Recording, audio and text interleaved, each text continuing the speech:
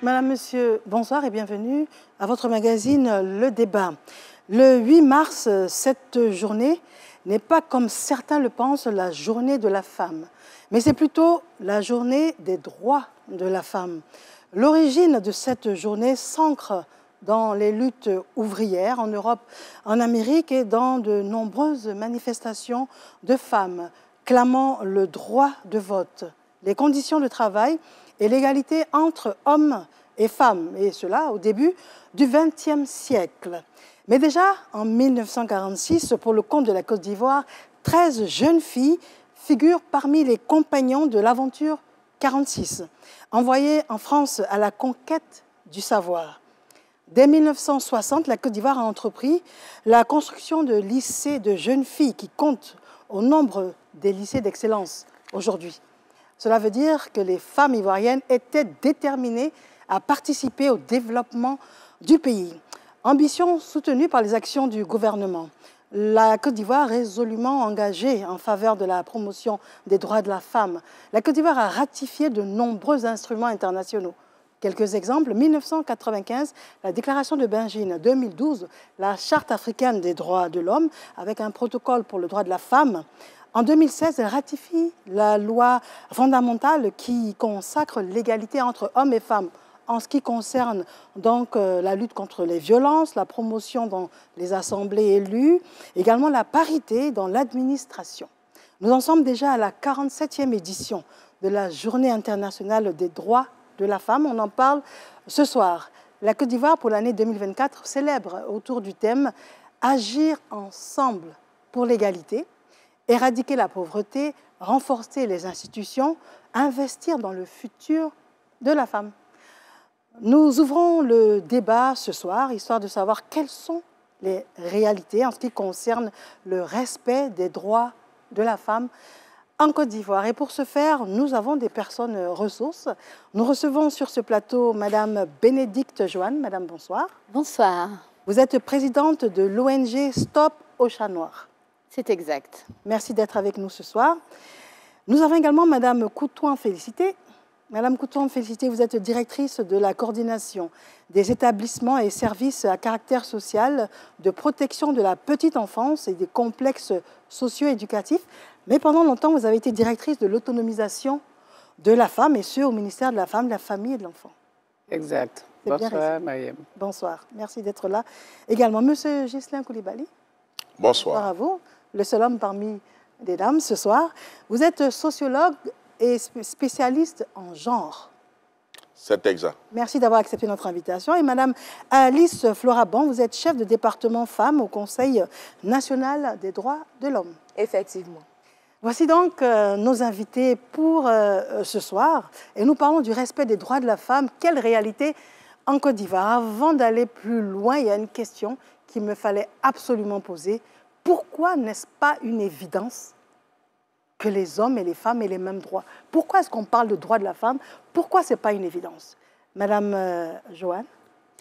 Alors pourquoi ce n'est pas une évidence? Parce que dans notre société, le patriarcat, on est plongé dans une société de patriarcat, ce qui est toujours, on va dire, dommage. On va dire que après les indépendances, vraiment, il s'est passé une sorte de revirement de situation où nos sociétés d'antan qui étaient à l'origine matriarcales ont passé de l'autre côté du banc et on va dire que ça se normalise. Beaucoup de choses se normalisent. Les hommes vont normaliser, les femmes vont le normaliser. Et comme on normalise certaines pratiques, certaines manières même d'éduquer, certaines manières de travailler dans le sexisme, ben, c'est pour ça qu'aujourd'hui, on n'a toujours pas les mêmes droits et c'est pour ça qu'aujourd'hui, on doit toujours se battre pour être à égalité, entre femmes et hommes. Alors, votre ONG Stop au Chat Noir. Alors, Chat Noir, c'est une expression très ivoirienne. Vous allez nous rappeler un peu ce à quoi cela fait allusion. Et pourquoi Stop au Chat Noir? Alors, le chat noir, c'est le mot en nouchi, notre argot, qui signifie viol. Il faut dire les choses telles qu'elles sont. Et justement, c'est baigné dans la culture du viol. on va parler de chat noir généralement, où une personne va attendre très tard dans la nuit, généralement c'est dans le foyer, va attendre très tard dans la nuit pour abuser d'une femme. Généralement c'est une femme, ça peut être la nounou, la cousine, la sœur, et c'est généralement la personne qui est au pouvoir dans le foyer, et les personnes au pouvoir dans nos foyers majoritairement sont des hommes, donc ça va être homme sur femme. Ça peut aussi se passer femme sur homme, parce qu'il y a aussi ce qu'on appelle des viols de nounous à petits garçons ou enfants qu'elles vont garder. Donc ça se passe, c'est aussi bien de rappeler que ça peut se passer dans l'autre sens. Et donc le chat noir, c'est vraiment pour dénoncer la culture du viol, l'inceste qui se passe dans nos foyers. Et c'est quelque chose que moi-même, malheureusement, je suis survivante en fait de viol au sein de mon foyer. Donc c'est pour ça que j'ai commencé à militer vraiment contre la culture du viol et donc stop au chat noir. C'était depuis 2018 que vous avez... Depuis 2018, nous avons commencé l'association, le militantisme, comme on appelle, l'activisme, mais être féministe a toujours été en moi. Très bien. Madame Couton, félicité. Alors, vous avez énormément de responsabilités, mais vous avez longtemps été directrice de l'autonomisation de la femme. Alors, pourquoi est-ce que ce n'est pas évident que la femme ait les mêmes droits que l'homme? Ce qui devait être évident, malheureusement, de tout temps, nous constatons que ce n'est pas une évidence. Cette évidence, il faut en chercher les origines au plan sociologique et même anthropologique, je dirais. C'est une question de répartition des rôles sociaux et d'influence sociale également. Donc, nous constatons que les hommes font peser leur pouvoir sur la femme, en lui attribuant des rôles sociaux qui font qu'en définitive, nous constatons beaucoup d'inégalités, beaucoup de discriminations dans nos sociétés. Et donc, l'institution d'une journée internationale de la femme, ce n'est pas seulement pour répondre aux problématiques sociales de la Côte d'Ivoire, mais nous constatons que c'est une problématique liée à l'humanité elle-même, qui souffre de problèmes d'inégalité auxquels il nous faut absolument faire face pour que cette planète soit viable et plus juste. C'est fondamentalement cela, c'est le constat que nous faisons et c'est l'objet de la lutte que les femmes mènent à l'effet de parvenir à réaliser la vie sur Terre avec une dignité égale à celle des hommes. Tout à fait. Monsieur Ghislain Coulibaly, vous êtes donc sociologue et spécialiste du genre, donc rien ne vous étonne. Ce sont des problématiques sur lesquelles vous travaillez depuis longtemps. Oui, absolument. Vous savez que aujourd'hui, quand on regarde la réalité sociologique de la femme, disons que le statut social de la femme l'expose à beaucoup de vulnérabilité. Donc la femme est sujette à beaucoup de discrimination, beaucoup d'inégalités, beaucoup de disparités. Et quand on regarde le processus de socialisation, on se rend bien compte que l'institution sociale qu'est la famille, qui est la plus petite unité de la société, contribue à discriminer. Madame Couton l'a dit tantôt, déjà dans la répartition des tâches ménagères ou dans la répartition des tâches domestiques, c'est 3 à 4 heures de plus en termes d'heures travaillées que l'homme. Donc cette répartition empêche ces femmes-là de s'adonner à certaines activités, notamment d'alphabétisation ou d'activités génératrices de revenus. Mais vous avez aussi de nombreux stéréotypes. Un des stéréotypes. Non, mais on va y voilà, donc je vais dire que c'est tout cet environnement sociologique dans lequel baigne l'homme et la femme qui les inscrit dans des rapports de pouvoir. Et ces rapports de pouvoir-là, malheureusement, sont au détriment de la femme. Très bien. Alors nous aurons 1h30 à peu près pour en débattre amplement.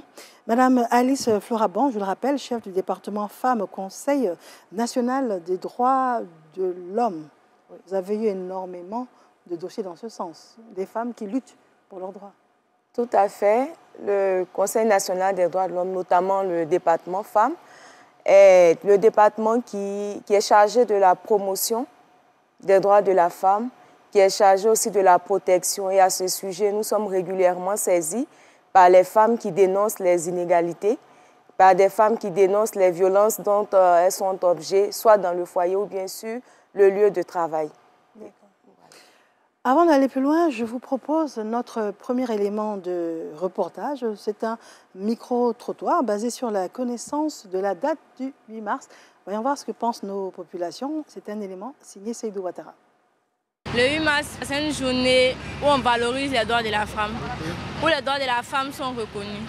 C'est une journée qui permet de montrer l'égalité aussi entre l'homme et la femme. Parce qu'il y a des femmes qu'on retrouve dans des domaines qu'on disait non, c'était typiquement homme. Pour moi, c'est une journée qui a été dédiée pour la promotion des droits de la femme et puis pour aussi le respect des droits de la femme. Ça aide aussi les femmes à connaître leurs droits et puis à être aussi respectées dans la société. Le 8 mars représente l'autonomisation de la femme, une avancée dans la société parce qu'on proclame le droit de la femme, on permet à la femme d'avoir un certain niveau dans la société. C'est une journée de reconnaissance, un peu facile chez les femmes parce qu'on voit l'avancée. Ça nous donne de la joie, donc on peut aussi célébrer cette journée. Droit à la parole. Droit, pourquoi pas, à la présidence de la République, pourquoi pas une femme présidente de la République. Le 8 mars, il faut le dire, ce n'est pas la fête des mères, parce que d'autres confondent le 8 mars et la fête des mères. Le 8 mars, c'est de voter nous nos droits, pour nos mamans qui m'écoutent. C'est les droits des femmes et non la fête des mères. Le 8 mars, pour moi, c'est tout un mois, pas un seul jour. Alors, c'est tout un mois, c'est pas un seul jour. Alors, est-ce que vous êtes choqués quand on vous souhaite bonne fête le 8 mars? Je suis toujours très choquée, parce que ce n'est pas la fête. Et comme les dames sur ce micro-trottoir l'ont si bien dit, on entend le mot droit tout le temps. C'est la journée des droits de la femme. C'est pour se rappeler à quel niveau on est entre femmes et hommes, à quel niveau de droit a-t-on toujours les mêmes droits? Est-ce qu'on avance vers l'égalité? C'est pour faire le bilan et non la fête de la femme. Sinon, oui, il y a la fête des mères, il y a la fête des grands-mères. Donc, il y a plusieurs fêtes pour nous fêter. Mais là, le 8 mars, c'est la journée de nos droits. Et surtout aussi, de se rappeler quelles sont les femmes dans nos sociétés qui ont fait bouger les lignes pour qu'on en arrive à là, parce que généralement, ça vient des femmes qui font bouger les lignes et qui nous permettent, en tant que femmes, de pouvoir avancer et de pouvoir être assis à côté des hommes. Très bien. Alors, Madame Coutoin, quelque chose d'impressionnant, enfin, de plaisant dans ce reportage, ce micro-trottoir, c'est que là, on a le sentiment, ici, cet échantillon qui a été pris, que la femme est au fait de la qualité, de la valeur attribuée à cet événement-là. C'est le sentiment que vous avez au quotidien, que ce n'est pas simplement quelque chose de festif avec un magnifique pagne? Oui, c'est l'impression peut-être que l'on a, quoique la Journée internationale des droits de la femme est quand même une journée de célébration. Tout à l'heure, ma voisine de plateau évoquait le fait que c'est le lieu de rendre un hommage aux femmes dont les actions sont à saluer, dont les actions sont remarquables. Mais il n'y a pas de célébration qui ne soit pas entourée de fêtes. À la limite, sous autres cieux, c'est même des décorations. Chez nous, ici, il y a eu des cérémonies, il y a eu des célébrations de la Journée internationale de la femme qui ont vu la distinction dans l'ordre du mérite de la femme de certaines personnalités. Donc, c'est également une journée de célébration des droits, de reconnaissance du mérite, de la contribution au développement des droits des femmes de notre pays. C'est une chose qui est faisable. Quoique je me félicite de ce que de plus en plus les femmes elles-mêmes se rendent compte que la journée des droits des femmes, ce n'est pas seulement une célébration festive, mais c'est de s'engager, j'ai envie de dire, dans une armée qui lutte pour s'arracher les droits, qui lutte pour réaliser leur dignité et leur capacité à contribuer à la réalisation du développement auquel tous nous aspirons. Et même à commencer par la sphère familiale, parce que le développement, ce n'est pas seulement au plan national, mais que nous ayons des femmes qui prennent conscience de leur capacité à influencer le développement au niveau familial, au niveau communautaire, au niveau national. Cette prise de conscience est à saluer. Et je pense que dans notre pays, jour après jour, année après année, la célébration de la journée des droits de femmes commence à rentrer dans les mœurs. Tout le monde s'approprie cette journée sous l'angle désiré, l'angle de la lutte contre les inégalités, de la lutte contre les discriminations, de la lutte contre la valorisation de la personne humaine qu'est la femme. Et cela est à saluer. Très bien. Monsieur Justin Coulibaly, en tant que sociologue, dites-nous, est-ce que cet entendement, cette manière de comprendre aujourd'hui l'importance du 8 mars, est-ce qu'en fonction des régions, de la culture, de la religion, ça peut différer? Non, je ne crois pas. Vous savez, ici, quand on parle de biais entre célébration à caractère festif et célébration qui donne l'opportunité de réfléchir sur les progrès, les défis et les perspectives, il faut dire que le processus de socialisation au constat nous montre qu'on socialise les femmes pour qu'elles soient de bonnes mères, pour qu'elles soient de bonnes épouses. Et finalement, la fonction ou le rôle qui est mis en exergue chaque fois qu'on parle de la femme, c'est le rôle reproductif de la femme. Donc cette fonction où elle donne vie, où elle prend soin des membres de la famille, où elle s'occupe de l'alimentation. Et tout cela rentre dans son rôle reproductif. Et même, j'allais dire, communautaire. Mais attention, la femme a également un rôle productif. Le rôle productif de la femme, c'est positionner la femme comme un agent économique. Souvenez-vous de Esther Bossérop, 1975, de par ses travaux de recherche, a démontré la grande contribution de la femme dans le processus de développement économique et social de nos différents pays. Et donc, lorsqu'on institutionnalise la GIF, qui est la Journée internationale de la femme, c'est pour reconnaître la femme comme agent économique, la femme comme agent de développement au même titre que les hommes. Pour nous, le biais vient simplement du fait que chaque fois qu'on entend GIF, on pense à la fête du pain, on pense à la célébration de ce rôle reproductif. En réalité, il n'en est rien. La Journée internationale de la femme, c'est l'opportunité qu'on nous donne, par secteur d'intervention, de marquer le pas, apprécier les avancées, les progrès réalisés, identifier les défis résiduels et voir comment développer des stratégies en vue d'adresser efficacement ces défis genre, ces inégalités dont on parlait tantôt. Très bien. Alors, quel est votre sentiment, madame?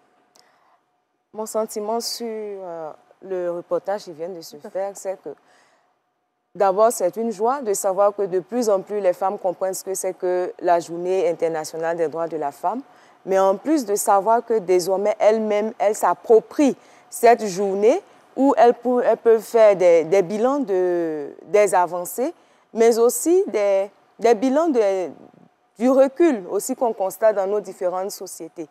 Alors donc pour moi, c'est déjà un très bon point et je pense qu'on est sur la bonne voie. On est sur la bonne voie. Alors nous parlons depuis quelques minutes déjà des droits de la femme.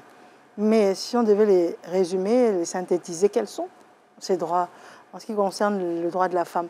Pouvez-vous nous en citer quelques-uns? On va faire un tour de table. Quels sont les droits de la femme? Il y a un droit très important, il y a un droit à la citoyenneté.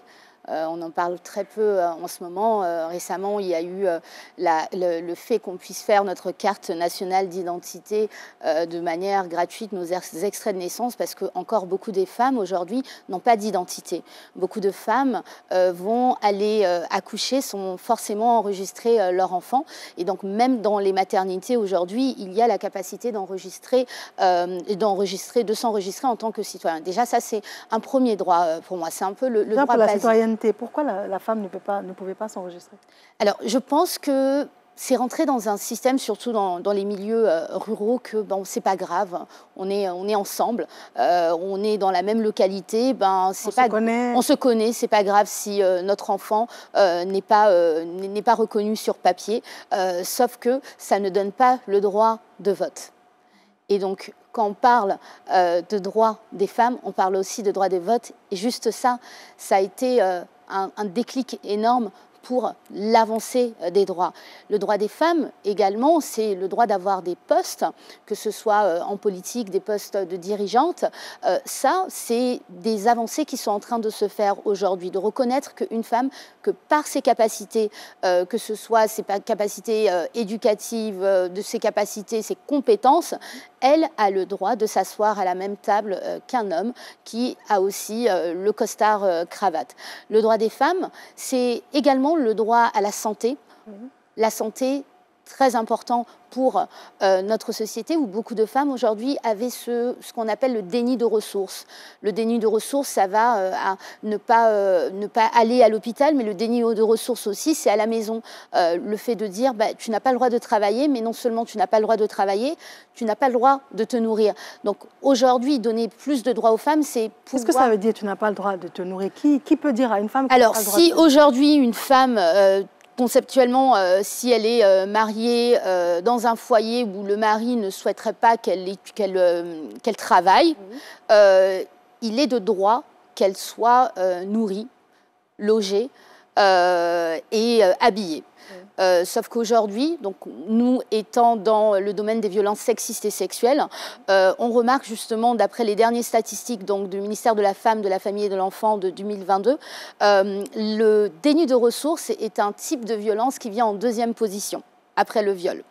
Donc, dans ce déni de ressources, il y a le déni de ressources sur les enfants, mais il y a aussi sur les femmes qu'on va empêcher de travailler. Donc, si on empêche ou on n'autorise pas sa femme à la maison de travailler, il se va de ce droit qu'on s'occupe de la femme. Sauf qu'aujourd'hui, elle ne va pas pouvoir même manger ou on va lui refuser. Et on a des cas comme ça au sein de l'association Stop au chat noir qu'on a aidé, où on leur refuse à manger. Punition ? Je ne dirais pas que c'est une punition, je dirais que c'est un déni de ressources. C'est le mot. Donc, nous, le mot qu'on met, c'est le déni de ressources. Alors, je donnerai la parole à Mme Couton parce que jusqu'à présent, je n'ai pas perçu. J'aurais pensé, mais apparemment je me trompe, que le mari peut être mécontent de quelque chose. Dès l'instant où c'est lui qui subvient de manière générale aux charges du ménage, il estime punir son épouse pour X ou Y raison. Elle me dit que ce n'est pas le cas. Alors, vous... du haut de... C'est un déni de ressources. Donc j'aimerais que vous puissiez m'aider à comprendre. Oui, peut-être pour bien comprendre, je souhaiterais qu'on puisse cerner la question des droits des femmes sous l'ensemble des droits qui permettent à la femme de participer en tant qu'être humain à part entière. Parce que pour participer, pour affirmer son identité d'être humain au féminin, il faut bien qu'on soit reconnu. Elle a fait allusion tout à l'heure au droit d'être reconnu à l'état civil dans un foyer, mais on ne se marie pas avec quelqu'un qui n'existe pas. Donc, dès lors qu'on prend conscience, la femme et l'homme prennent conscience que l'autre a le droit d'exister, elle a donc de facto le droit de participer. Et donc, cette participation à l'économie familiale, je pense que la Côte d'Ivoire l'a instituée par la loi portant sur le mariage. Il est hors de question qu'aucun des époux ne contribue pas aux charges du ménage. Et donc, la nécessité pour la femme de participer aux charges du ménage impose à l'homme de prendre la pleine mesure de l'identité et des capacités de la femme à contribuer à la vie familiale ensemble, que ce soit en milieu rural ou en milieu urbain. Personne ne peut faire l'économie de la participation de la femme. Donc, on ne peut pas lui nier le droit de se nourrir, dans la mesure où elle-même, désormais, devra prendre le pouvoir pour aller elle-même mener des activités économiques à l'effet de subvenir aux besoins de sa famille, donc de se nourrir et de contribuer à l'alimentation de toute sa famille. Tant est que nous savons qu'en ce qui concerne la nutrition de la famille, c'est la femme sur qui repose cette tâche, même au niveau de la famille. Bien plus, de plus en plus, nous reconnaissons que dans notre pays, la femme constitue le pilier de la famille. C'est dire que la femme a déjà pris pas mal de responsabilités, elle joue déjà beaucoup de rôles, que ce soit... Le rôle de la femme aujourd'hui en Côte d'Ivoire, qu'on le veuille ou non, n'est plus un rôle qui se situe seulement au niveau reproducteur. Mais la femme a pris toute sa place. Nous le disons de manière unanime que la femme constitue le pilier de la famille. Vous sortez à 3 h du matin, à Abidjan, ce sont les femmes qui sont sur les marchés, qui sont en train d'aller mener des activités économiques pour subvenir aux besoins de leur famille. On enregistre plusieurs familles monoparentales. La femme joue son rôle. Elle joue tellement bien ce rôle que désormais, nous disons, nous, ministère de la Femme, qu'il faut absolument que le gouvernement autorise la femme à occuper plus de place dans les positions de pouvoir. Et qui explique que on va arriver aux solutions qu'on propose. Mais déjà, j'aimerais que l'on revienne sur les droits fondamentaux de la femme. Oui, c'est ce que nous venons de dire. Le droit à la vie, le droit à la santé, le droit à l'éducation, le droit à une saine alimentation. Ça, à la limite, j'ai envie de dire, ce sont des droits correspondant aux besoins fondamentaux même de l'individu. Et puis au-delà de cela, c'est même des droits supérieurs que nous voulons maintenant pour la femme, pas seulement ces droits-là. D'accord. Le sujet étant campé, les droits de la femme ayant été énumérés de manière globale, je vous propose un deuxième élément. Nous allons chercher à savoir quels sont les acquis à cette date-là en ce qui concerne les droits de la femme. C'est un élément de F-Boy. En Côte d'Ivoire, la lutte pour les droits de la femme est menée par le gouvernement. Les organisations de la société civile s'impliquent aussi dans ce combat. Aujourd'hui, des fruits sortent de cette bataille. Le développement continu du cadre juridique sensible à la promotion du genre et de l'équité depuis plusieurs années. À titre d'exemple, la loi favorisant la représentation des femmes dans les assemblées.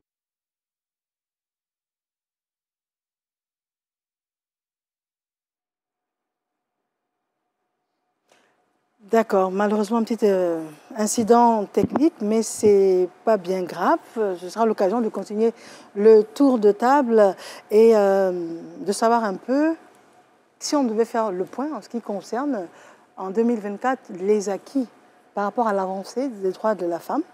Donc je vais commencer par Madame. Allez-y. D'accord.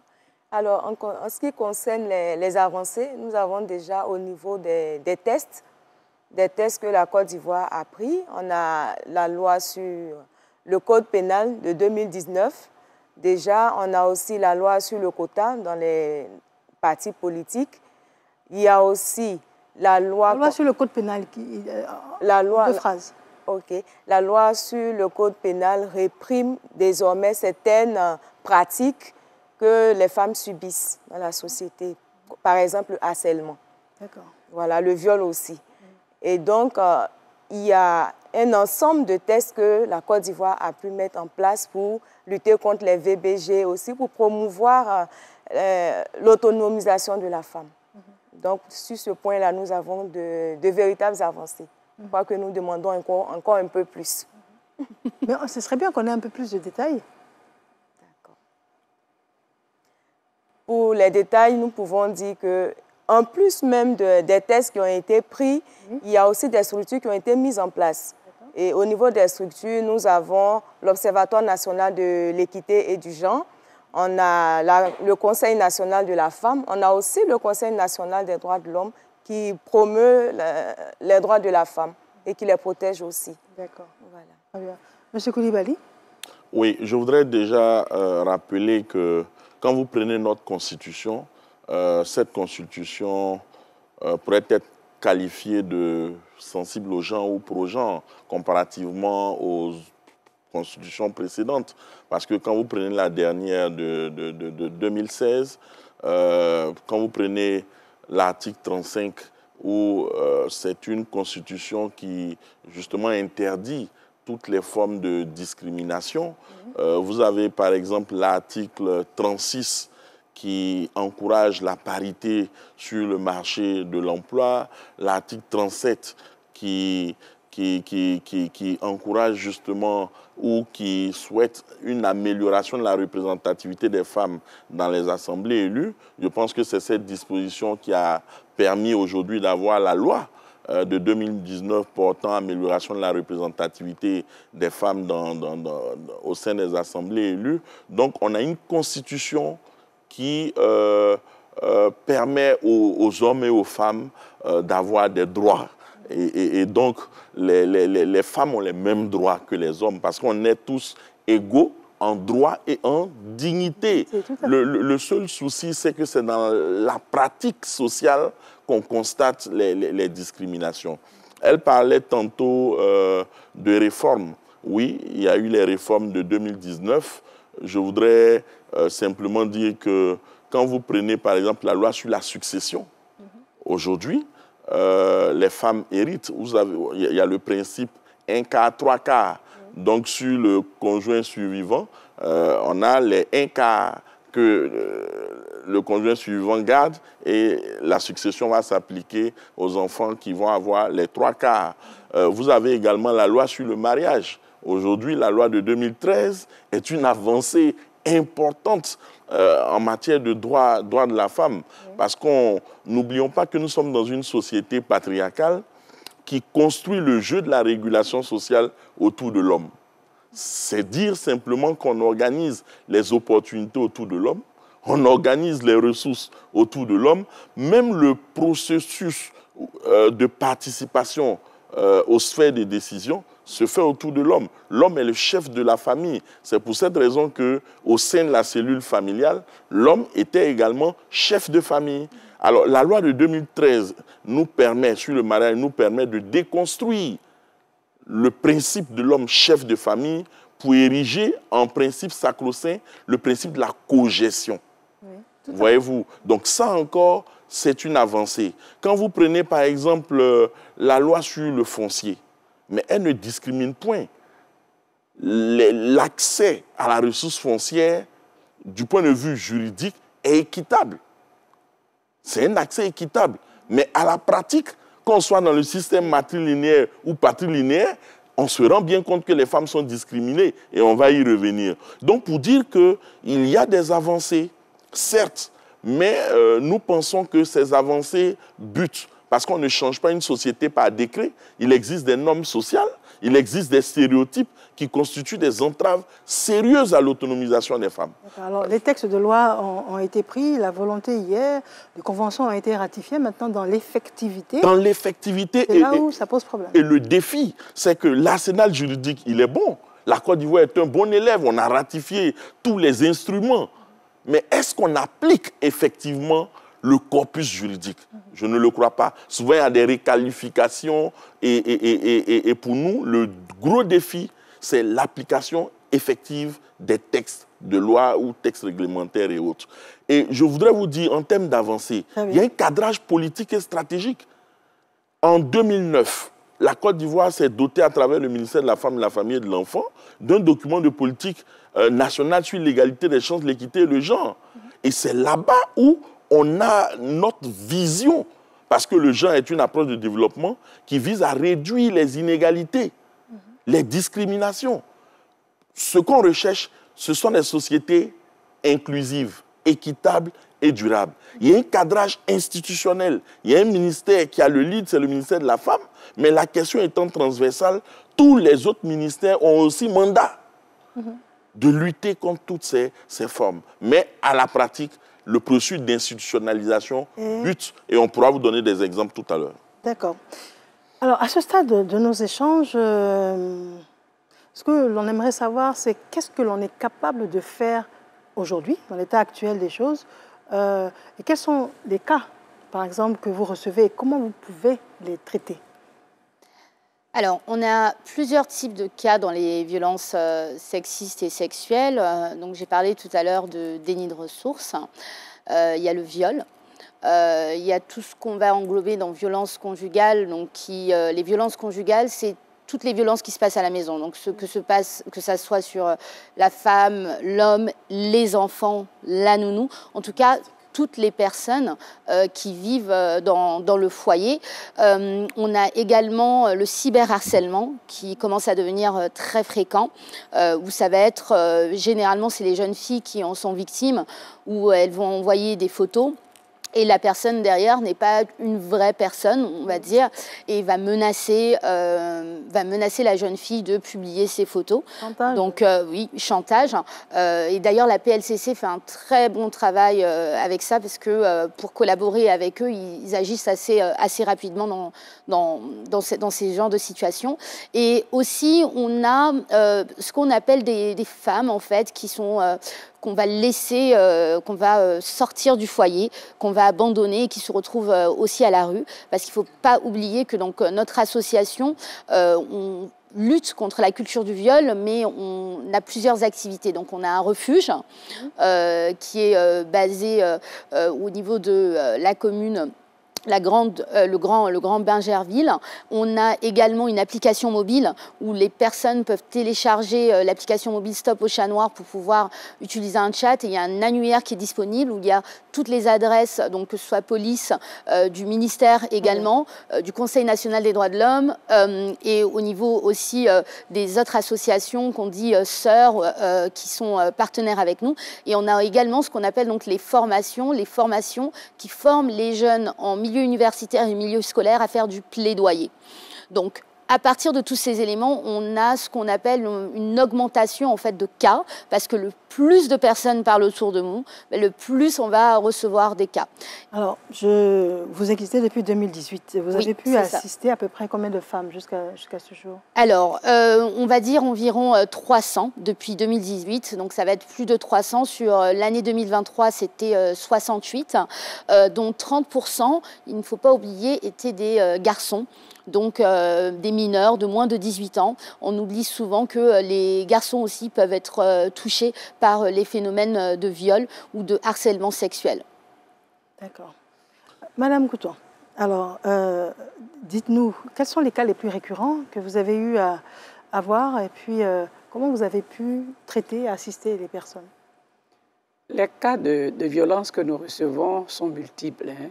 Ces cas sont multiples et portent sur tous les cas, sur toute la typologie de violences perpétrées sur les femmes. Et nous les recevons en commençant par les violences physiques, les violences sexuelles, les violences économiques et même les cas de mariage précoce, les cas de déni de ressources. Nous recevons toutes les formes de violence. Nous avons l'opportunité de les recueillir via nos centres sociaux sur l'étendue du territoire. Et même, il y a des personnes qui viennent saisir directement le ministère, même au plan central. Des cas, malheureusement, les cas les plus touchants, c'est les cas de violences sexuelles sur mineurs. Sur les enfants, c'est éprouvant parce que les conséquences sont dramatiques. C'est bien souvent la mort qui est à la clé de ce type de violence. Nous sommes saisis par toutes sortes de violences. Fort heureusement, il existe au sein de nos centres sociaux des plateformes de lutte contre les violences basées sur le genre. Des plateformes qui réunissent tous les acteurs multisectoriels ainsi que la société civile et qui permettent d'offrir toutes les offres de services aux personnes qui sont survivantes de tous ces cas de violence. Donc, que ce soit des appuis financiers pour les personnes qui en ont besoin, au plan sanitaire, la prise en charge, même pour les soins, pour les charges juridiques. On a également les cliniques juridiques qui apportent assistance à ces personnes, tant en termes d'appui, conseil, ou alors d'aide à assurer la procédure judiciaire, parce que par moment, quand il s'agit de cas de viol ou autre même cas, il y a nécessité d'aller jusqu'à recourir à des offres juridiques, et nous avons toutes ces prises en charge là, holistiques qui sont apportées aux survivantes. Mais au-delà de cela, au-delà de la prise en charge de tout ce qui se fait... Juste avant que vous alliez plus loin, la violence économique, pouvez-vous nous la définir? La violence économique. La violence économique, c'est le fait de dénier la capacité à une personne de mener une activité économique. Il y a des hommes qui refusent à leurs femmes la possibilité de mener une quelconque activité économique, même quand elles le veulent. Quand elles le veulent, non. Moi, je t'ai épousée, il est hors de question que tu mènes des activités, que tu aies même droit, que tu ailles postuler pour un emploi quelconque. Il faut que tu restes à la maison parce que tu es mon épouse. C'est une violence. C'est une violence. Surtout quand la femme désire mener des activités, il n'y a pas de raison, c'est son droit. Alors, je vous prends au mot. Concrètement, ça, c'est un cas concret. Qu'est-ce que vous faites? La femme vient vers vous et puis vous dit textuellement ce que vous venez de nous dire. Oui, mais il faut... La femme n'est pas dans le virtuel, elle est dans une famille, elle est parfois dans un couple. Donc nous accueillons la femme, nous l'écoutons, mais au-delà de l'écoute de la femme elle-même, on mène des actions vers l'époux pour l'écouter et puis échanger. Parce que ce que nous voulons, tout compte fait, c'est de renforcer, de consolider la famille. N'oubliez pas que le ministère, c'est le ministère de la femme, de la famille et de l'enfant. Donc au titre de la famille, nous travaillons à consolider les relations de couple, à consolider les liens de la famille, pour qu'il n'y ait pas l'explosion de la famille. Ce n'est pas cela l'objectif. Donc nous travaillons à renforcer les capacités des conjoints. Bien souvent, c'est par ignorance que l'homme le fait. Donc lorsqu'il a la bonne information et qu'il est sensibilisé sur la nécessité... Donc vous arrivez à lui faire changer d'avis, généralement? Bien sûr, bien sûr, bien sûr. Ce n'est pas si compliqué que cela.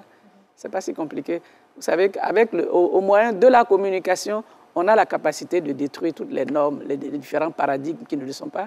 On communique, on amène l'autre à comprendre que celle qui est à côté, en citant tous les textes de loi en Côte d'Ivoire aujourd'hui, la femme, c'est la compagne, c'est le compagnon de vie. Et donc, il est important que ce compagnon-là soit un bon compagnon. Dès lors que l'homme perçoit cela sous cet angle, les données changent et l'environnement familial devient meilleur. D'accord. Monsieur Coulibaly, est-ce qu'il y aurait un cas que vous pourriez nous expliquer? Oui, moi ce que je voudrais dire, c'est que pour moi, les violences basées sur le genre constituent la principale entrave à l'autonomisation des femmes. C'est un résultat d'une étude que le ministère de la Femme a réalisée en collaboration avec un partenaire. Et je voudrais dire que il faut qu'on comprenne bien que les 6 types de VBG homologués qu'elles viennent de citer existent. Mais ce qui est difficile à comprendre, c'est la banalisation de ces violences basées sur le genre. On est malheureusement dans une société où on a une prime à la culture de la violence. On naturalise ce fléau. Et pourquoi vous dites ça ? Mais justement, je le dis parce que vous savez que nous sommes dans une société où c'est la loi de l'omerta qui a droit de citer, c'est la culture du silence. En 2010, à travers le GBV-AMS, qui est un mécanisme de collecte du ministère de la Femme, c'était 711 cas de violences basées sur le genre qui étaient effectivement pris en charge. Je ne parle pas de faits dénoncés ou de cas dénoncés. Je parle de faits dénoncés et effectivement pris en charge. 711 cas, 2010, mais qui correspond à la sortie de crise, pratiquement 2010-2011. En 2019, c'était 3193 cas de VBG effectivement pris en charge. En 2020, nous étions à 5465 cas. En 2021, nous étions à 6040. Aujourd'hui, nous caracolons autour de plus de 7000 cas. On est à 7000, près de 8000. Près de 919 cas, pratiquement 8000. Alors, attention, la question qu'on va me poser, est-ce que ça veut dire qu'on a une croissance de cas de VBG? Non. C'est simplement la synergie de l'État de Côte d'Ivoire, des partenaires au développement, de la société civile, du secteur privé. C'est cette synergie qui permet aujourd'hui de voir poindre à l'horizon cette culture de la dénonciation avec le digital, donc les réseaux sociaux qui nous aident. Mais attention, qu'est-ce que ça pèse dans la balance par rapport à ce qui n'est pas dénoncé? Moi, j'aimerais revenir sur quelque chose d'important. Voilà. Qui n'est pas enregistré. Ce qui n'est pas enregistré. La manière croissante des cas. Comment vous l'expliquez? Parce que vous parlez d'une espèce de loi d'omerta. Oui. Je pense qu'il y a peut-être d'autres raisons également. Comment vous pouvez expliquer le fait que ce soit croissant? En fait, j'ai peut-être envie de dire, ce n'est pas nécessairement parce que les cas de violence sont croissants, mais c'est parce que les cas de dénonciation, c'est la dénonciation qui est croissante. C'est ça. Dénonciation qui est due à la sensibilisation, à l'information, à l'effort de toutes les parties prenantes qui contribuent aujourd'hui à rendre les populations sensibles aux cas de violence. Auparavant, une femme pouvait subir les violences et puis trouver que c'était la norme. C'était normal. Mais aujourd'hui, la femme a conscience parce qu'il y a eu de la sensibilisation, il y a eu plusieurs actions qui ont conduit aujourd'hui à la dénonciation. Elles n'ont plus peur de la dénonciation. Avant, tu vois une femme qui vient, qui te dit « Ah non, mais si je le fais, je serai rejetée par la société. » J'ai même un exemple banal. À l'époque, lorsque j'étais dans une vie antérieure, je menais une activité de sensibilisation à l'endroit des chefs. Et le chef m'a dit « Non, il est important de ne pas dénoncer pour préserver la cohésion sociale. » Et donc, ce jour-là, je leur ai dit, ah bon, donc on peut se permettre de protéger donc, les victimes, les auteurs, au détriment des victimes. C'est ça. On a discuté longuement. Les choses étant bien faites, une semaine après, l'un des chefs de village a sa fille de 15 ans qui a fait l'objet d'un viol. Il m'appelle à 5 h du matin pour me dire non, il faut absolument que le procureur soit saisi. J'ai dit, désormais, on ne protège plus les auteurs, on doit dénoncer. Est-ce que vous vous engagez? Est-ce que vous vous engagez à dénoncer? Il dit, mais ce n'est pas possible. Il faut désormais qu'on dézone, qu'on mette toutes ces personnes-là hors d'état de nuit. J'ai dit, enfin, voilà. Donc, la sensibilisation, c'est parce qu'il y a plus de sensibilisation qu'aujourd'hui, nous voyons les cas de dénonciation qui augmentent. Mais tout étant entendu, ce que nous espérons, c'est qu'à force de dénoncer, que ce soit la dissuasion qui fasse école. Car en définitive, on ne voit plus autant de cas. C'est ce que nous espérons à travers les différentes sensibilisations. Ce n'est pas que le nombre de cas de violence existe, il n'y en a plus que ça, mais ce sont ces cas-là qui sont mis en lumière. D'accord. Et vous avez dit quelque chose de fondamental, c'est tout cela peut être résorbé avec l'autonomisation de la femme. Oui. Tout à fait. Oui, mais parce qu'en réalité, je pense qu'il faut qu'on soit dans une sorte de volonté politique mais que la communauté aussi se mette en branle pour aller vers la transformation des rapports de pouvoir hommes et femmes. On nous a longtemps bercés dans ce pays en nous disant que le succès de ce pays repose sur l'agriculture. Oui. Mais laissez-moi vous dire que selon les données officielles du gouvernement ivoirien, si je me réfère à 2021, les données de l'Agence foncière rurale, les femmes ne détiennent que 12% de certificats fonciers. Qu'est-ce que ça signifie? Ça signifie que ce sont les hommes, généralement, qui ont le contrôle de la gouvernance foncière. Ça veut dire quoi? La femme est en insécurité foncière. Elle est dans la précarité foncière. Ça veut dire que les femmes ont un accès, n'est-ce pas, j'allais dire, qui est limité dans le temps. Parce qu'en réalité, elles n'ont pas un accès en quantité à la ressource foncière, elles n'ont pas un accès en qualité et elles n'ont pas la capacité de transmissibilité. Qu'on soit dans le système matrilinéaire ou le système patrilinéaire, ce qui se passe, c'est que c'est l'homme qui a le contrôle de toutes ces ressources foncières. Mais la terre est un actif économique et cet actif économique confère le pouvoir aux hommes. C'est un pouvoir économique, c'est un pouvoir politique. Je trouve formidable que ce soit le seul homme sur ce plateau qui en parle avec autant de... Et je termine en disant que sociologiquement, il y a une institution sociale qui joue un travail formidable, mais en même temps qui se déconstruit. C'est le mariage. À travers l'institution mariage, la femme va avoir des droits fonciers. Parce qu'elle est mariée, elle quitte sa famille d'origine, elle va dans sa famille d'accueil, et comme elle a le rôle reproductif, on lui donne un lopin de terre qu'elle va cultiver pour pouvoir prendre au nom de l'autosuffisance alimentaire. À ce stade-là, juste une petite pause, parce que l'élément que nous allons vous proposer tombe vraiment à point avec ces différents propos-là. Nous allons parler donc des défis liés au genre et à l'autonomisation de la femme. Et l'élément de reportage, c'est justement le vécu en zone urbaine, en zone rurale, qui retrace un peu la problématique que vous êtes en train de poser. Je vous propose cet élément, il est signé Ahmed Traoré. Mairie d'Adjamé. Ici, nous rencontrons des femmes en situation de travail. Marie-Ange Essimel est mère de 3 enfants. Elle travaille à la mairie depuis près de 25 ans. Elle occupe la fonction de sous-directrice de la promotion humaine et de la vie associative. Elle nous dresse le lot de ses difficultés. C'est difficile d'avoir une fille de maison. Et donc le matin, il faut se réveiller très tôt. Il faut apprêter les enfants, savoir ceux qui ont cours, les déposer au car, s'assurer qu'ils ont fait leurs exercices. Et puis après, il faut venir au travail. Et donc, la difficulté, c'est souvent de rentrer tard le soir, de ne pas suivre le travail des enfants ou de trouver déjà les enfants endormis. Mais ce n'est pas seulement la difficulté au niveau du travail, parce qu'on a la vie sociale aussi. Engagé à l'église, engagé sur des activités caritatives. Donc, quand tu fais un peu ce tour-là et puis le soir, tu rentres, les enfants sont déjà endormis, c'est ça la difficulté. Tu n'as pas le temps de converser avec eux. Pour elle, la célébration de la Journée internationale des droits de la femme vient à point nommé pour examiner l'épineuse question de l'adéquation vie professionnelle et vie de famille. C'est vrai qu'il faut une journée pour la femme parce que nous, les femmes, nous avons besoin de certains droits. Parce que jusqu'à présent, il y a beaucoup de choses qui sont bafouées. On n'est pas encore perçu sur le plan social. Mais je pense qu'à un certain moment, c'est sur ces vraies questions-là qu'il faut se pencher. C'est une équation à résoudre pour les femmes, concilier la profession et la famille.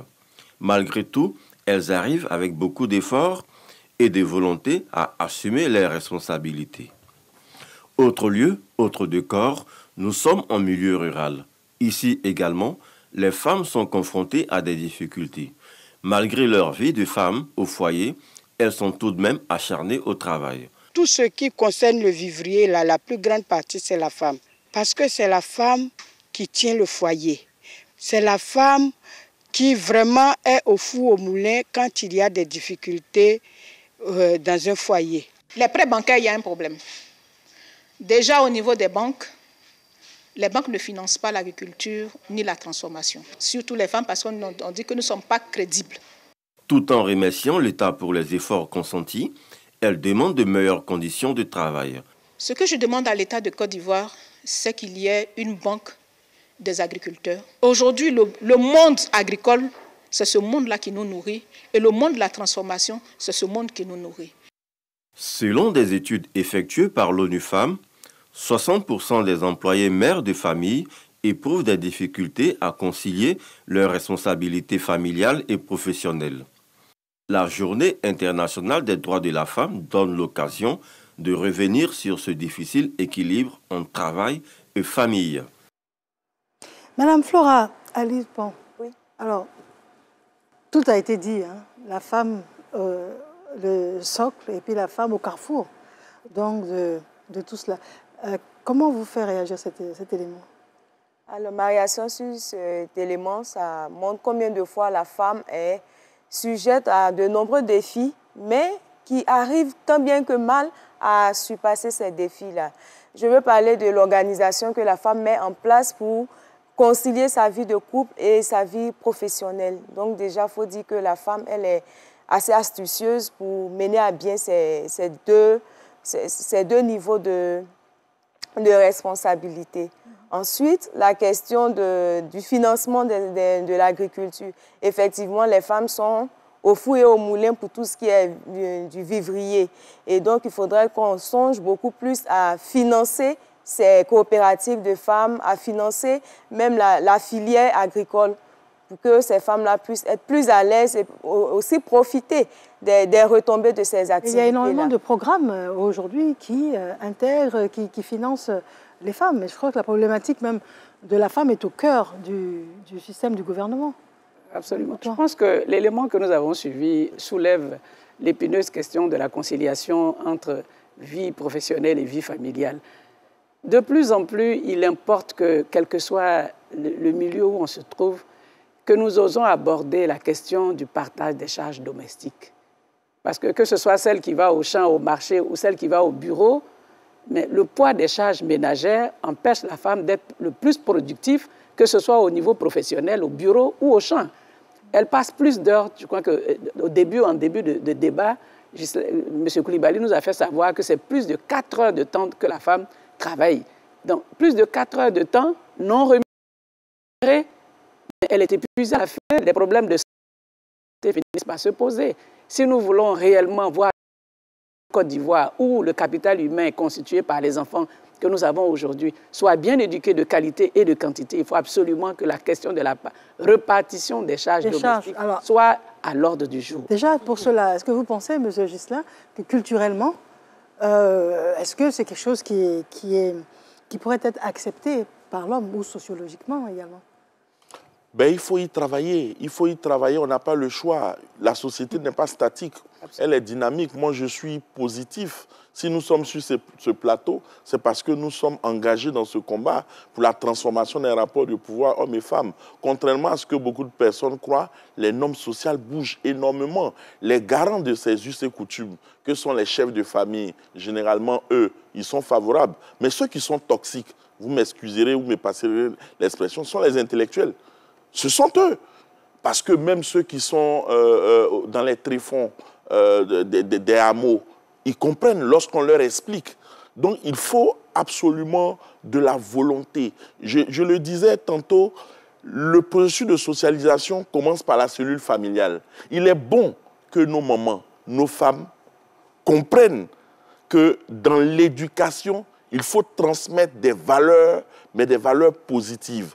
Pas des valeurs qui vont discriminer à terme les petites filles et les petits garçons. Parce que lorsqu'on demande que la petite fille se retrouve en cuisine, ce n'est pas mauvais. Mais le petit garçon aussi pourrait apprendre à cuisiner. Parce que lorsqu'il finit ses études, il se retrouve en Europe. Il n'y a personne avec lui. S'il sait cuire un œuf, c'est aussi bon. Donc pour nous, le rééquilibrage dans la division des tâches ménagères ou la répartition des tâches ménagères, c'est quelque chose de fondamental. Il faut absolument que, aussi au niveau des dépenses, il y ait un rééquilibrage. Parce que lorsque la femme, dans sa perception, pense qu'une fois qu'elle est mariée, c'est l'homme qui doit s'occuper d'elle, ça pose aussi problème. Dans les dépenses, il y a un déséquilibre. Les hommes font énormément de dépenses sur des poches élevées. Et donc, il faut rééquilibrer non seulement la répartition des tâches domestiques, il faut rééquilibrer la répartition au niveau des dépenses. Vous avez par exemple en Afrique oui. un pays où ce serait applicable, par exemple, où la société concevrait, je donne un exemple concret, la belle-mère viendrait voir son fils et le trouve en train de faire le ménage et sa belle-fille assise en train de se reposer. Vous pensez qu'en Afrique, c'est réaliste comme projection ? Oui, mais généralement, quand on dit l'Afrique, je pense que oui, c'est trop réducteur. Oui, vous savez, même en Occident, il y a beaucoup de violences basées sur le genre là-bas. Et laissez-moi vous dire, on est englué dans des stéréotypes. Je vais vous donner rapidement 4 raisons, 4 exemples de stéréotypes. Le premier stéréotype, et c'est le piège, c'est de croire que l'homme est supérieur à la femme. Ce n'est pas vrai. L'homme n'est pas supérieur à la femme. Ça, c'est le premier stéréotype à déconstruire parce que finalement, on finit par chosifier la femme et on croit que c'est normal. Le deuxième stéréotype, c'est véritablement de déconstruire ce déséquilibre dans la répartition des tâches domestiques ou ménagères. Troisième élément, c'est la construction même du leadership et de l'autorité. On invisibilise la femme dans l'espace public et on visibilise davantage l'homme dans l'espace public et c'est lui qui prend les décisions. J'ai eu à mener une étude au niveau de Beaunois, à la Cour royale de Beaunois. Dans le processus de résolution des conflits, la reine-mère, elle a un rôle important, mais quand on va la consulter, qu'elle donne la décision, c'est l'homme qui vient donner la décision au grand jour. Et donc, pour moi, il y a quand même de la discrimination. Si on socialise l'homme au pouvoir, à l'autorité, et on invisibilise la femme, finalement, on froisse son estime de soi, on froisse sa confiance en soi, et finalement, parce qu'elle est cadette sociale, elle n'a pas droit au pouvoir, elle est exclue. Le dernier élément, c'est la sexualité. Même la sexualité fait l'objet de contrôle de l'expression hégémonique de la masculinité. Pour moi, il y a trop de masculinité toxique et ça finit par rendre captive la femme et elle n'arrive pas à libérer son plein potentiel. Madame, je vous pose la question suivante. L'idéal, c'est que l'homme et la femme, d'ailleurs c'est ce qui devait être fait, soient exactement au même pied d'égalité. Mais et cette féminité et ce besoin d'assistance, de se retrouver enlacé par des bras vigoureux d'un homme, est-ce qu'on ne perd pas un peu cette essence qui relèverait de la femme dans son plein essor? Déjà, je pense que la femme, il faut qu'elle soit éduquée. Et aujourd'hui, seulement 2 sur 3 en termes d'analphabétisme, les femmes sont encore 2 sur 3 enfants, les femmes sont encore derrière et surtout en milieu rural. Donc il faut savoir que selon le ministère de l'Éducation, c'est 47% du taux d'analphabétisme au niveau de la Côte d'Ivoire. Et s'il n'y a pas des filles scolarisées aujourd'hui, elles ne pourront pas donner leur consentement. Le consentement, ça vient d'un simple oui ou d'un simple non, ou d'une simple rétraction. En termes de couple, je dirais chaque couple fonctionne comme il ou elle veut, chaque femme fonctionne comme il ou elle veut. Oui, ça paraît évident. Je pense que selon la personne avec qui vous êtes, tant qu'il y a eu consentement sur la manière d'agir entre 2 personnes, c'est voilà, si le couple doit fonctionner où c'est la femme qui va faire plus le ménage que l'homme, ou le couple qui doit fonctionner où c'est l'homme qui doit faire plus le ménage que la femme, ça se décide. Je pense que mettre du glamour sur le couple, c'est vivre un peu comme à des époques de princes charmants qui, en réalité, on le sait très bien, on est entre adultes, n'existe pas, ou cette princesse parfaite. Je dirais aujourd'hui que si la fille, au plus bas âge, n'est pas éduquée, elle ne saura pas comment se mettre en couple et donner un consentement, et donner ce consentement de respect. Parce qu'à partir du moment où la jeune fille qui devient femme après a une éducation, elle comprend le respect. Et aujourd'hui, ce que les femmes devraient voir dans un couple, à mon humble avis, c'est le respect. Comment ton partenaire te respecte, à quel niveau tu vois le respect, et le respect, c'est aussi dans le respect de ses droits en tant que personne. Donc si aujourd'hui vous êtes avec un partenaire violent et que vous laissez passer, c'est peut-être parce qu'on ne vous a pas appris que ce n'est pas le respect. C'est peut-être parce que vous avez vu quand vous étiez enfant que votre mère se faisait frapper par votre père et que vous avez normalisé ça. Alors que si on apprend ce respect petit à petit, ben, dans un couple, Je pense également, vous allez peut-être corroborer mes propos, il y a des femmes très intellectuelles qui sont maltraitées, qui sont malmenées à la maison et puis qui n'osent pas le dire ni l'afficher. Et pourtant, ce sont des femmes chefs d'entreprise tout à fait respectables. Et pourtant, ce n'est pas une question d'éducation. Vous êtes de mon avis? Oui, non, je suis totalement d'accord et les cas sont même légion. Elles exercent de grandes fonctions de haute responsabilité et malheureusement, elles n'existent pas dans la cellule familiale. C'est difficile, c'est difficile. Il faut dire que quand on dit que les femmes souffrent, c'est peu de le dire. Les femmes souffrent énormément le martyre. Il y a un pic de violence domestique. Parce qu'en réalité, les violences domestiques ne sont pas toujours dénoncées. Parce que le mot qui est employé à cause de mes enfants, je ne vais pas le dénoncer. À cause de mes enfants. Voyez-vous, et finalement, l'homme, il continue, ce sont les violences verbales, escalade, coups et blessures, etc. Et finalement, la femme, elle ne s'apprécie plus parce que son estime de soi est froissée. Et c'est pour cette raison qu'il faut aller à l'école, justement, pour dire que l'autonomisation, c'est aussi la capacité de prendre le contrôle de sa propre vie. Même si vous êtes marié, l'homme n'a pas le droit de décider à votre place. Vous décidez ensemble. Vous décidez ensemble. C'est un équilibre parce que vous avez une vision commune, vous travaillez et vous faites en sorte que ça soit le bien-être, le mieux-être. Mais l'homme n'a pas à décider, l'homme n'est pas supérieur à vous. Je vous dis qu'en réalité, on est égaux en droit et en dignité.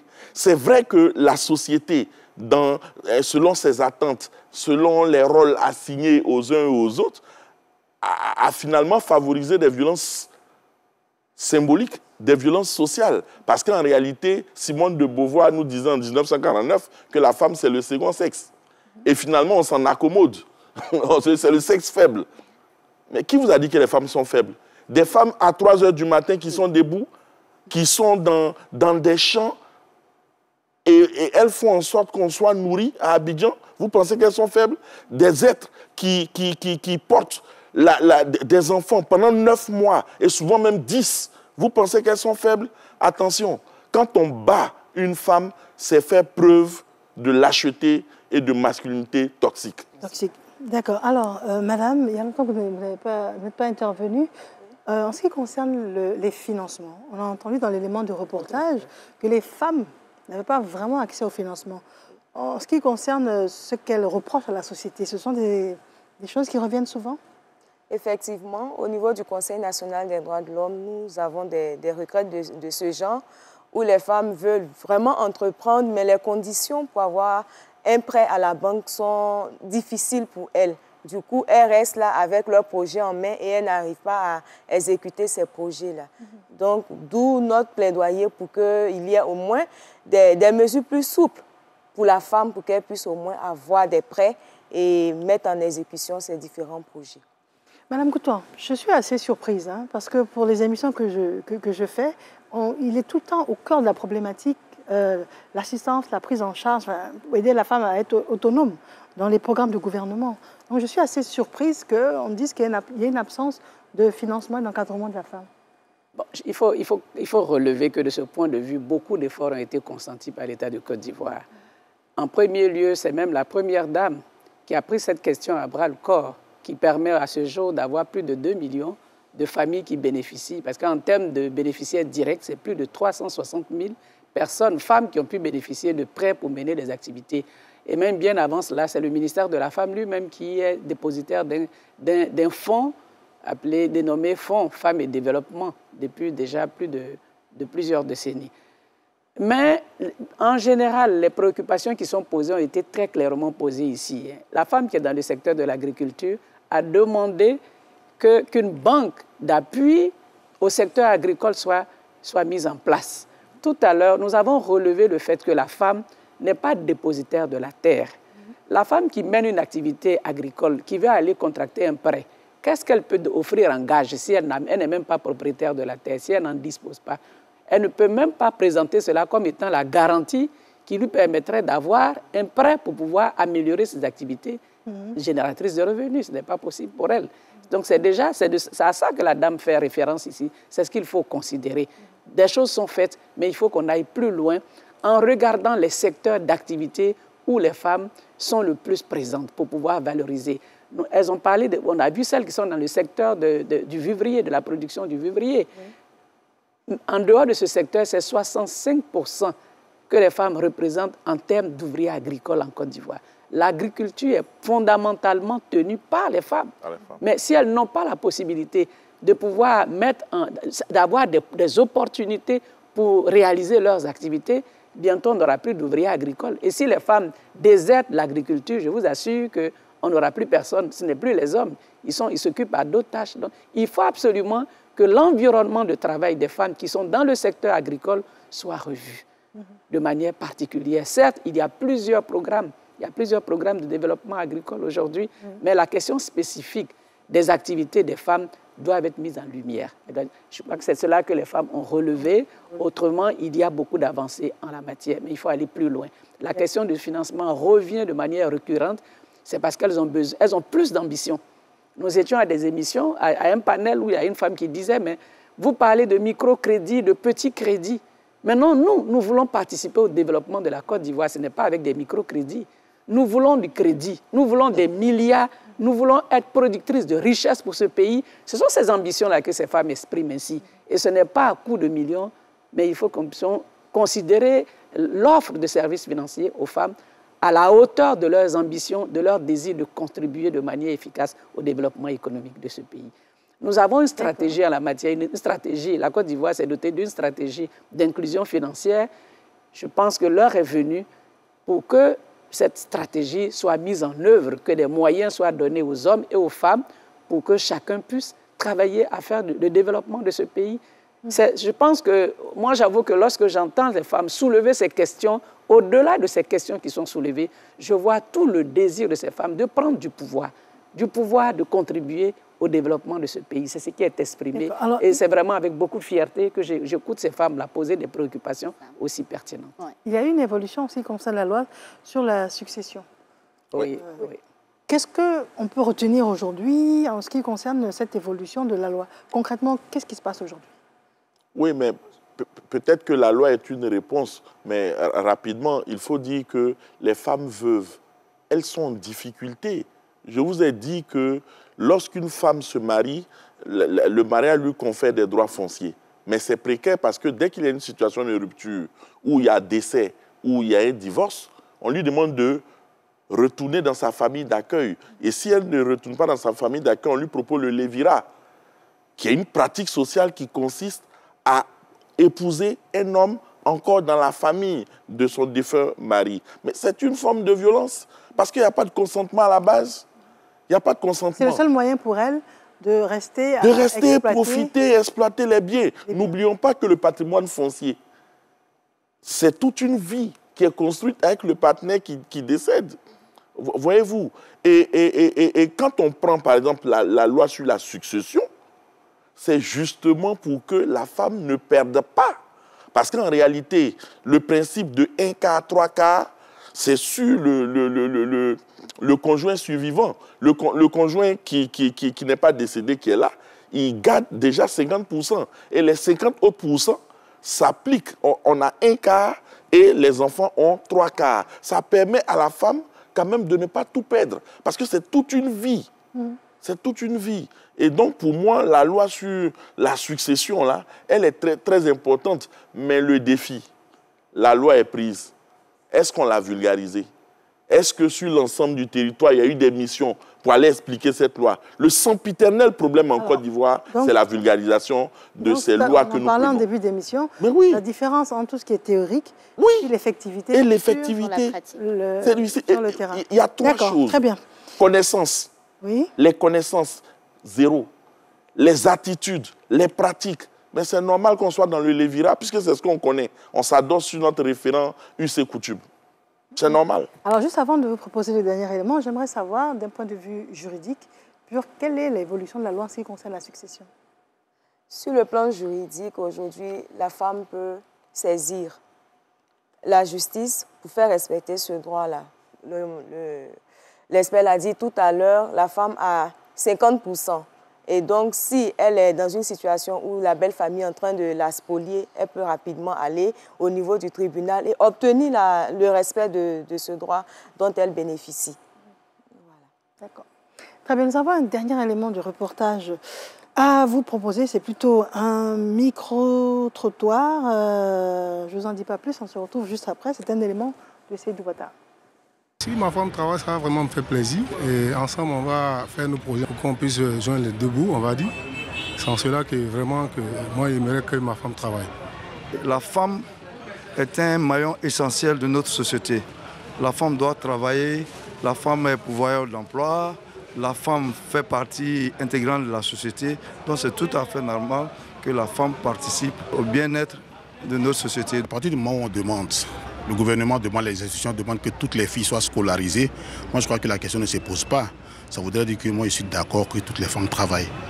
Déjà pour deux choses, pour déjà instruire nos femmes, les occuper sainement. Au-delà même des finances, c'est vrai que quand une femme travaille avec son homme, ils vont se mettre ensemble pour faire face aux charges du ménage. Mais moi je pense que c'est très important que les femmes travaillent à partir du moment qu'on demande à ce que toutes les filles soient scolarisées depuis le bas âge.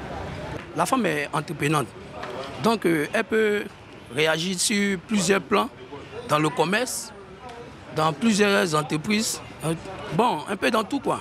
Dans toutes sortes d'activités, elle peut aider son homme. Si je n'ai pas les moyens de m'occuper d'elle, là, je la laisse travailler. Si j'ai les moyens, non.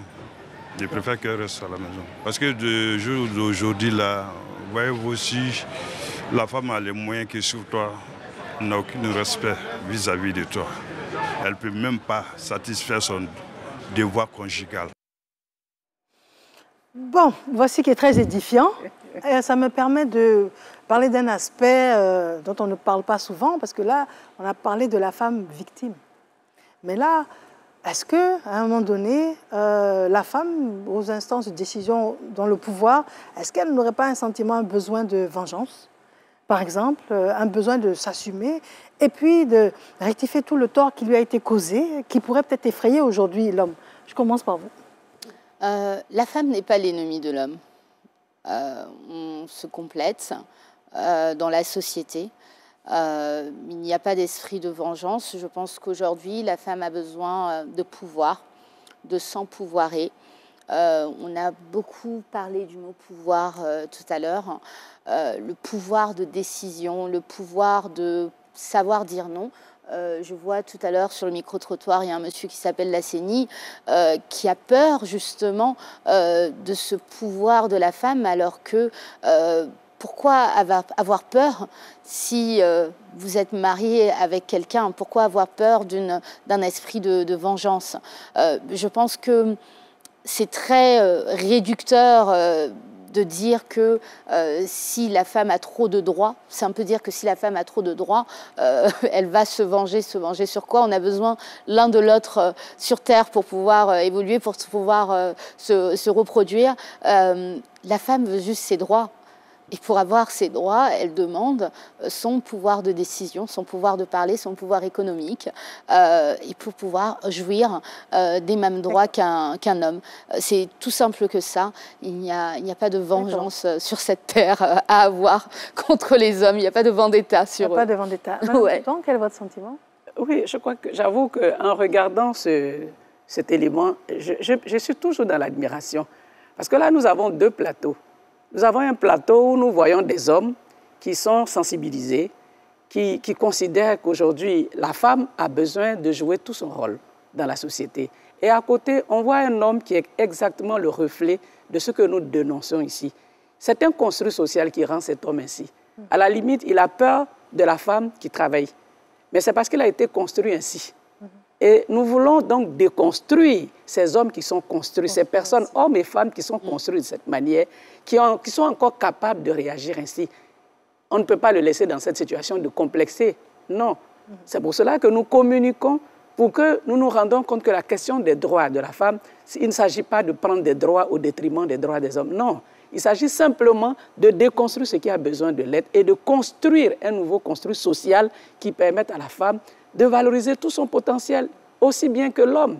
Parce que l'homme, celui qui dit que moi j'ai besoin que ma femme travaille pour qu'on puisse avoir une même vision, qu'on envisage des projets, qu'on réalise des projets communs, c'est tellement beau. C'est ce qu'il devait être. C'est cette complémentarité dans la gestion des choses de la famille, de la communauté, de l'État. C'est tout ce que nous voulons. C'est ce qui explique la journée des droits de la femme. C'est pour cette raison-là que cette journée a été instituée. Et lorsque j'entends cet élément, je dis oui. Je pense que réaliser plusieurs éditions de la journée de la femme n'a pas été chose inutile. Nous sommes progressivement en train d'avoir des résultats importants. Nous sommes en train de déconstruire progressivement. Peut-être qu'on n'a pas conscience de ce qui se fait, mais il y a des avancées notables. Et ces avancées-là, c'est cela, c'est ce que nous venons de voir. Il y a des hommes qui ont conscience, qui savent qu'ils ont besoin de la femme. Pour faire leur famille, ils ont besoin de la femme pour que la physiologie des familles change, des communautés changent. C'est cela qui est le plus important. Tout à l'heure, permettez que je réagisse sur une chose très importante que vous allez peut-être le dire en conclusion. Est-ce que nous sommes à la fin? Conclusion. Ah, mais si, il va falloir, parce qu'il nous reste malheureusement 4 minutes. Vous avez dit tout à l'heure que est-ce que la femme ne perdrait pas un peu de sa féminité? La journée des droits des femmes, ce n'est pas pour rendre la femme homme. Non, ce n'est pas cela. Qu'elle soit totalement et pleinement femme, avec sa spécificité de femme. Merci, Madame Koutouan. Monsieur Koulibaly, je vais vous demander vos derniers propos. Nous sommes malheureusement au terme de notre émission.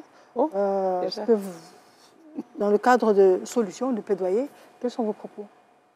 Alors, comme solution, moi je proposerais un engagement fort des hommes et des garçons dans cette lutte contre les discriminations faites aux femmes, les violences faites aux femmes, les inégalités. En réalité, vous voyez, il nous faut une masse critique d'hommes qui prennent conscience de l'existence de ces inégalités, qui ne soient pas dans le déni de la réalité. Parce que malheureusement, on est dans le déni de la réalité.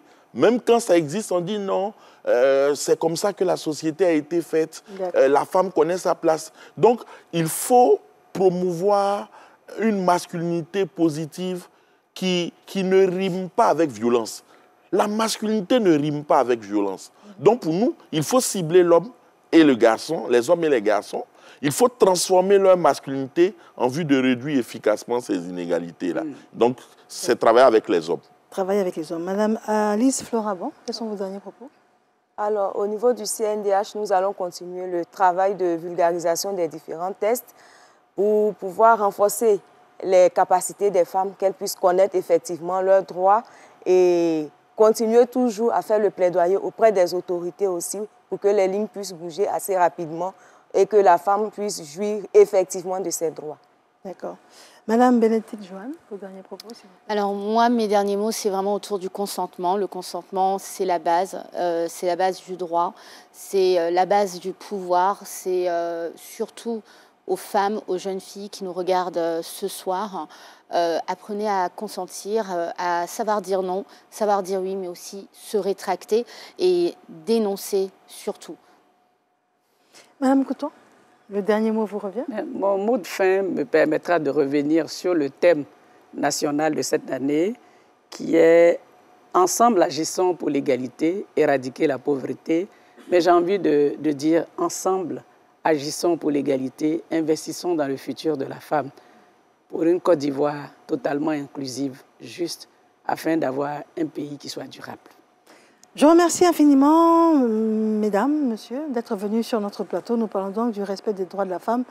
Quelle réalité en Côte d'Ivoire. Madame, monsieur, bonsoir. Infiniment merci d'avoir été là.